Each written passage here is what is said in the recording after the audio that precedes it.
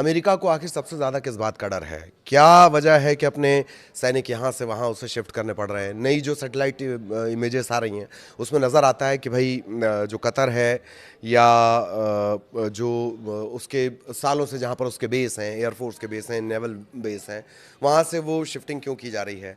और क्या रमज़ान में हमला करने की भूल कर सकता है अमेरिका? उसकी एक बड़ी वजह भी है। क्या रमज़ान में हमला करने की भूल जो है उसे भारी पड़ेगी? इसके अलावा झल्लाए हुए ट्रंप झल्लाए क्यों हैं? क्योंकि अंदर खाने वो बहुत सारी चुनौतियों का सामना कर रहे हैं। एक तो वहाँ के सुप्रीम कोर्ट ने जिस तरह से फटकार लगाई है, उसके अलावा जो खुद उनकी पार्टी के सीनेटर हैं, रिपब्लिकन के जो सीनेटर हैं, डेमोक्रेट्स हैं, रिपब्लिकन हैं, दोनों ही तरफ से एक प्रेशर अब वो अंदर ही अंदर खुद झेल रहे हैं। फिर अचानक से वो कह देते हैं कि 10% टैरिफ मैं दुनिया पर लगा दूंगा। इन सब के बीच इज़राइल की जो मनमानी है, इज़राइल की जो भूख है, उसको लेकर जानकार क्या कह रहे हैं? क्या वो ईरान पर कब्जा करने से रुक जाएगी? या अमेरिका के एक जो सीनेटर हैं, जो इज़राइल के बहुत प्रबल समर्थक हैं, वो ये क्यों दिखाते हैं नक्शे में कि जो इज़राइल है उससे तो भाई ये तमाम जगहों पर वो कब्ज़ा कर सकता है, इन तमाम ये जगह उसी की हैं, इज़राइल की हैं, मतलब इतिहास का रेफरेंस देकर। तो उसमें तो सारे मुल्क आ जाते हैं, अरब कंट्रीज़। इसी के इर्द गिर्द चर्चा करेंगे, लेकिन सबसे पहले अपडेट्स क्या हैं, किस तरह की जो ब्रेकिंग्स आ रही हैं वो जान लीजिए। US official say that the relocating of 100 of personals at a major military base in Qatar ahead of a possible strike in Iran। ABC news के हवाले से खबर है, अमेरिकी अधिकारियों का दावा है ईरान में संभावित हमले की आशंका को देखते हुए कतर के एक प्रमुख सैन्य अड्डे पर तैनात सैकड़ों कर्मचारी स्थानांतरित किए जा रहे हैं। सीआईए के एक पूर्व कर्मचारी हैं जॉन किरियाको, उनका दावा ये कि ट्रंप ने सोमवार मंगलवार को ही ये अटैक करने का प्लान किया था और फैसला इस तरह से उन्होंने कर लिया है। लेकिन जो दो खास लोग हैं वो इसके खिलाफ हैं। आप जानते हैं वो दो लोग, जेडी वेंस और तुलसी गैबार्ड, इन्होंने इस बात से असहमति जताई है कि नहीं, अभी हमला नहीं करना चाहिए। ये बात बहुत पुरानी हो गई कि उन्होंने 10 दिन का अल्टीमेटम और 10 दिन का समय दिया था, वो हर रोज़ बदलते हैं। इज़राइल की जो जेरिको 3 बैलिस्टिक मिसाइल है उसको लेकर बहुत बातें कही जा रही हैं और इनकी रेंज 4800 से लेकर 6500 किलोमीटर तक है। इजरायली सेना इजीली टारगेट कर सकती है। जेरिको 3 मिसाइल की चर्चा क्यों हो रही है? दूसरी बात यह है कि ये 2011 से इसका इस्तेमाल कर रहे हैं और वॉरहेड ले जा सकती है, न्यूक्लियर वॉरहेड ले जा सकती है। तो इजराइल ने तो कभी नहीं कहा, या उससे तो कभी नहीं पूछा गया कि भैया आपके पास क्या न्यूक्लियर पावर है। फिर इस मिसाइल का ज़्यादा से ज़्यादा इस्तेमाल, न्यूक्लियर वॉरहेड के तौर पर इसका इस्तेमाल क्यों नहीं किया जा सकता? क्योंकि इजराइल से कोई खबर तो कभी बाहर नहीं आती। तो 1300 किलोग्राम तक इसका जो पेलोड वजन है, 29,000 किलोग्राम इसका लॉन्च वजन है और एक 150 से 450 किलोटन के बीच का ये वॉरहेड लेकर जा सकती है अपने साथ हथियार। बैलिस्टिक मिसाइल है। ईरान ने यह भी कहा है कि अगर अमेरिका या इजराइल युद्ध शुरू करते हैं तो उसका जो रिएक्शन होगा वो व्यापक और असीमित होगा। इसके क्या मायने?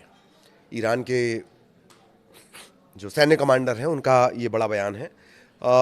उसके मानी ये निकाले जा रहे हैं कि अमेरिका युद्ध को छोटे से छोटा रखना चाहता है, लेकिन ईरान उसे लंबा खींचेगा। सबसे पहला टारगेट होगा इजराइल, इजराइल के बाद अमेरिका के जो बेस हैं। आयतुल्ला और मुल्लाओं के पास एक ही विकल्प है कि आप जबरन हटाए जाना चाहते हैं या आप जाने का अवसर स्वीकार करना चाहते हैं। कौन कह रहे हैं? टेड क्रूज कह रहे हैं। यह हाल फिलहाल का उनका बयान है। इसके क्या मानी है? कुल जमा आपकी दिक्कत है खामनेई साहब, क्योंकि बीच में ये बात भी आई थी ना कि एक सीमित टारगेटेड ऑपरेशन किया जाए और खामेनेई और उनके बेटे को इसमें खत्म कर दिया जाए। तो आपकी मूल दिक्कत तो क्या है?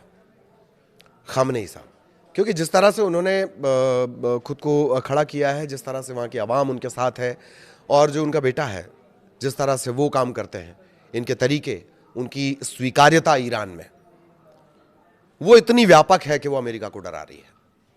वो मूल मुद्दा खामेनेई है। आप कभी कहते हो मिसाइल मूल मुद्दा है, कभी परमाणु मूल मुद्दा है, कभी जो आसपास के ग्रुप हैं हिजबुल्लाह, यूथ हूती, आप जो उन्हें सपोर्ट कर रहे हैं वो मूल मुद्दा है, या फ़लस्तीन के प्रति जो आपके सेंटिमेंट्स हैं वो मूल मुद्दा है? नहीं, जानकार कह रहे हैं मूल मुद्दा खामनेई साहब है। और आपने देखा ही होगा 22 बहमन जो वर्षगांठ थी इस्लामी क्रांति की, 79 की क्रांति की, जो याद में मनाई गई, 1-1.5 करोड़ लोग एक व्यक्ति की आवाज पर सड़कों पर चले आ रहे हैं और कह रहे हैं कि हम आपके साथ हैं। ये डर है। तो जो टेड क्रूज हैं वो कौन है? अमेरिकी सीनेटर हैं, टेक्सास के कट्टरपंथी सांसद के तौर पर इनकी पहचान है, ट्रंप के बहुत करीबी हैं और इजराइल के बहुत जबरा समर्थक हैं। तो वो धमकी किस तरह से दे रहे हैं? The ayatollah and the mullahs have a choice, do you want to be forcibly removed और do you want to accept the opportunity to leave? या तो भैया खुद हटा दो वरना हम हटा देंगे। ये विचार है, इससे आप समझ सकते हैं। इधर एक अपडेट चीन से भी है, ये बात क्लियर हो गई है, सूत्रों के हवाले से खबर आ रही है कि जो चीन है वो ईरान को मिसाइल और ड्रोन क्षमता का विस्तार करने में उसने बहुत मदद की है और मदद आगे और करेगा। लेकिन उससे ज़्यादा मार्के की बात है, चीन हालिया उपग्रह चित्र और खुफिया जानकारी के माध्यम से भी काफ़ी सहायता प्रदान कर रहा है। सैटेलाइट इमेजिंग जिसके ज़रिए आप पता करते हैं, सबसे जबर सैटेलाइट और टेक्नोलॉजी पे काम चाइना का है। अगर वो इनपुट प्रोवाइड करेगा तो वो ईरान को बहुत मदद करेंगे, बहुत ज़्यादा मदद करेंगे। मात्र इतनी ही मदद अगर उसने कर दी तो मदद तो और भी बातें निकलकर सामने आ रही कि और मदद की जाएगी चाइना की तरफ से, लेकिन अगर ये इनपुट ही, खुफिया जानकारी ही चाइना को मिल गई, ईरान को मिल गई, चाइना ने उसके लिए जुटा दी या शेयर कर दी, शेयर नहीं करता है चाइना, लेकिन अगर यही शेयर कर दी तो भी ये युद्ध को एक तरफा होने की पूरी संभावनाएं खत्म कर देंगे। इजराइल ने, अब जरा था थोड़ा पड़ोस में आते हैं, इजराइल ने हिजबुल्लाह के रॉकेट शस्त्रागार की बड़े पैमाने पर आवाजाही का पता लगाया है, जो क्षेत्रीय युद्ध में भाग लेने की तैयारी कर रहे हैं। Regional war, participate in regional war, ये शुरुआत से कहा गया ईरान की तरफ से कि हम इसे क्षेत्रीय वॉर में तब्दील करेंगे, और जो छोटे छोटे जो ग्रुप्स हैं जिन्हें ये कहा जाता है कि आतंकी ग्रुप्स हैं, वो मदद करने को तैयार हैं। तो हिजबुल्लाह क्या असर डालेगा? हिजबुल्लाह की स्ट्रेंथ देख लीजिए आप। लेबनान स्थित शक्तिशाली ईरान समर्थित शिया सैन्य और राजनीतिक संगठन है, दुनिया के सबसे मजबूत गैर सरकारी सेनाओं में से एक। इसके पास लगभग 20,000 से 50,000 लड़ाके हैं। मैं सिर्फ लड़ाके बता रहा हूँ, और लेबनान की सेना से ज़्यादा ताकतवर ये है। माना यह जा रहा है कि इसके पास 1,20,000 से लेकर 2 लाख से ज़्यादा मिसाइल और रॉकेट हैं, जो इजराइल के लिए एक बहुत बड़ी चुनौती है।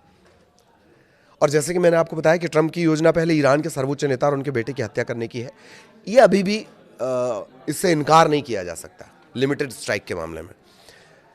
खबर यह भी है कि जो दर्जनों अमेरिकी F-35 लड़ाकू विमान हैं, वो कई ईंधन भरने वाले विमानों के साथ ग्रीस में नेटो के एक हवाई अड्डे पर पहुंच गए हैं, और ईरान ने इस्फहान में S-400 की एक प्रणाली तैयार कर दी है, अल हदत।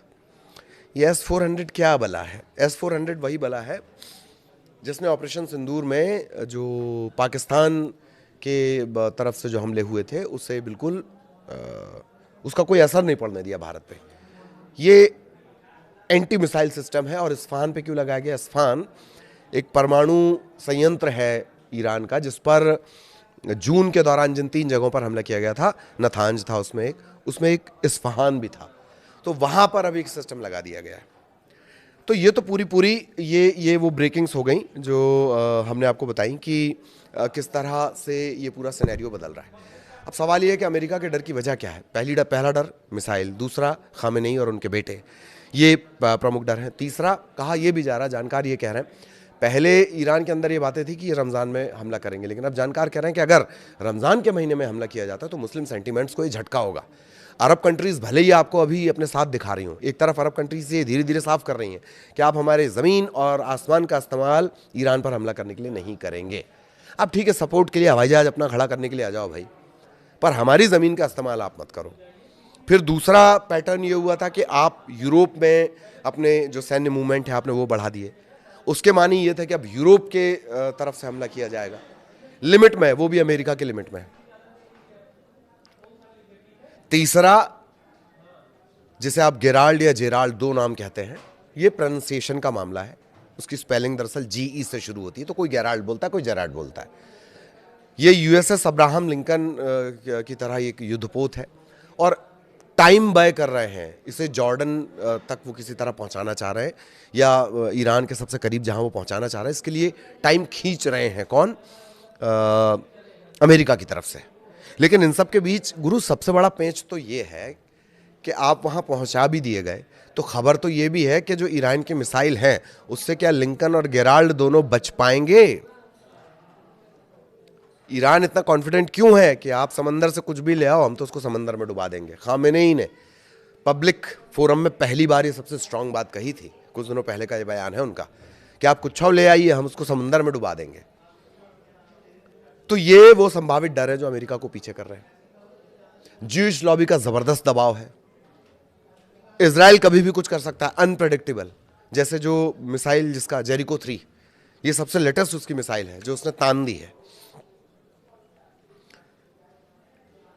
ये इजराइल की तरफ से तान दी गई है, और जेरिको 3 अगर चलेगी, जेरिको 3 बैलिस्टिक मिसाइल अगर चलेगी, तो ईरान पर अकेले खतरा नहीं है। आसपास के जो पूरे ग्रुप्स हैं, आसपास के जो पूरे अरब कंट्रीज हैं, वो भी इसकी जद में आते हैं। 4,500 से 6,000 किलोमीटर, इसमें तो लंबा चौड़ा पूरा का पूरा एक समूह आ जाएगा, जिससे इजराइल ये कहता है कि वो हमारा है, जिसमें अब अरब कंट्रीज है, बहुत सारी अरब कंट्रीज हैं। तो कुल जमा ये स्थितियां मिडिल ईस्ट में है। युद्ध अब टाला नहीं जा सकने वाली स्थिति में आ गया है, अनटिल एंड अनलेस कि अमेरिका की तरफ से कुछ ऐसा किया जाए। लेकिन क्या ये हमला होने वाला है? ये हमला सोमवार मंगलवार को होने वाला है, जैसा कि ट्रंप ने कहा है। हालांकि JD वैंस और तुलसी गेबार्ड वो इत्तेफाक नहीं कर रहे, वो असहमति जता रहे हैं कि नहीं, अभी हमला करना ठीक नहीं होगा। लेकिन ट्रंप तो ट्रंप है, और दूसरा ज्यूइश लॉबी जिसका बड़ा दबाव माना जाता है। ये जानकार कह रहे हैं। ये सब जानकारी में आपके लिए जो हमने रिसर्च निकाली है, वो लोगों के लिहाज से निकाली है, जानकारों के हिसाब से निकाली है। तो ये इस वक्त तक का अपडेट था। सारे सवाल मैंने आपको बता दिए, और आगे भी अपडेट आप तक पहुंचाएंगे। नमस्कार।